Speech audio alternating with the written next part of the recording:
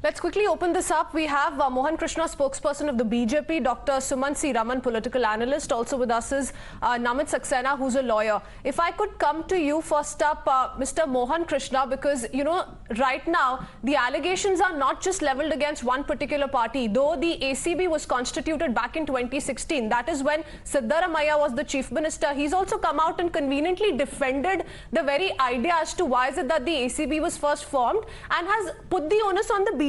The fact remains that all in all, government after government have taken cover fire, rather have been shielded, it seems, behind the ACB, because Lokayukta up until then was seemingly taking enough action against all of these political leaders from different political parties.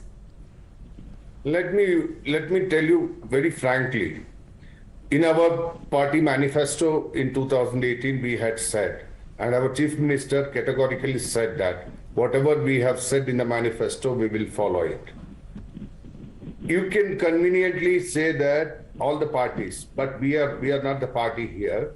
But unfortunately, what happened, this case was in the High Court and we were not able to abolish on our own. After that, the things would have been different. That's one thing. I know, Sumanth C Raman, you may not agree. You may not agree for one thing, because we are not here to shield the politicians, corrupt politicians anyway.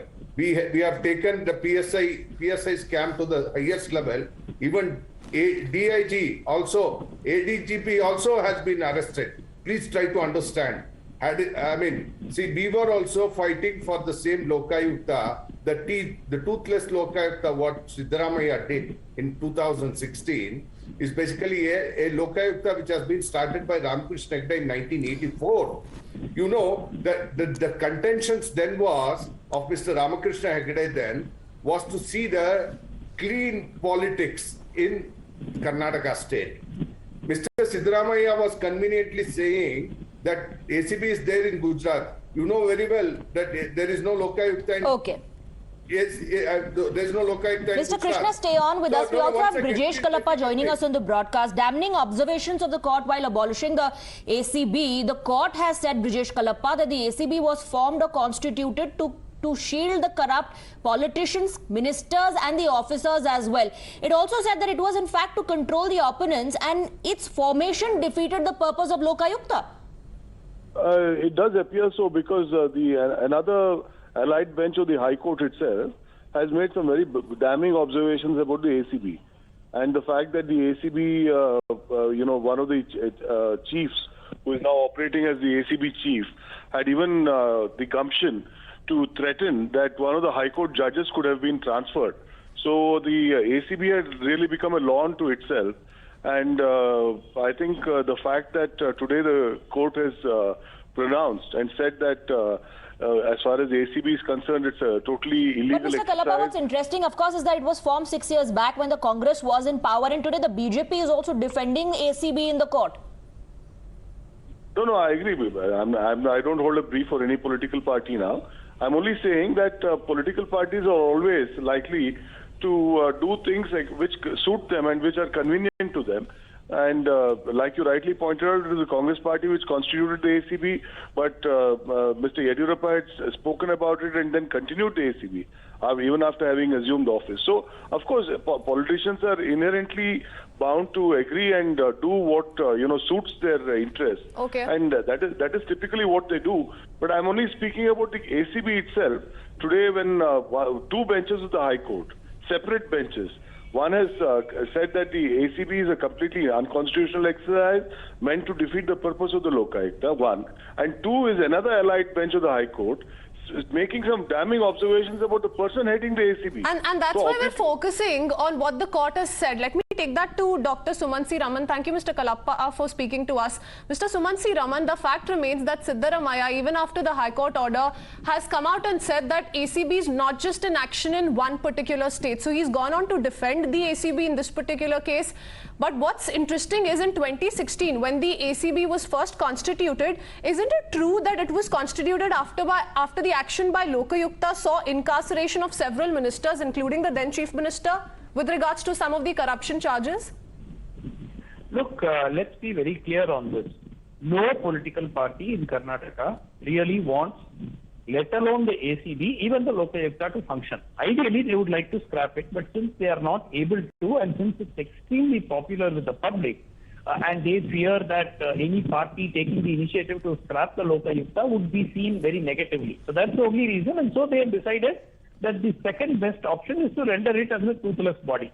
So clearly the move of Mr. Siddaramaiah cannot be defended, what he did in 2016. But the BJP government had an opportunity to withdraw the order transferring the Lokayukta's powers to the ACB. They could have done it at any time. It was part of the manifesto. But forget that. As recently as April this year, if I remember it was April 10th or 11th, the Basavaraj Bommai government in Karnataka actually issued an order transferring the SPs and DSPs who were in the Lokayukta and moved them out of that division, weakening it further.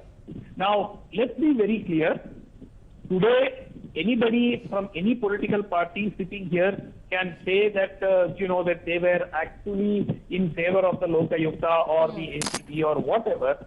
But very clearly, no political party wants either the ACB to function effectively or the Lokayukta. Mr. Krishna, I want to come to you for a rebuttal, but I also want to bring in Siddharth very quickly. Siddharth, so when it comes to misuse of the ACB, the allegation is being levelled against the Congress, but BJP itself defending it in the court. Isn't that hypocrisy? One. Two, also the list of individuals against whom probe was ordered by the Lokayukta has people, netas from all parties.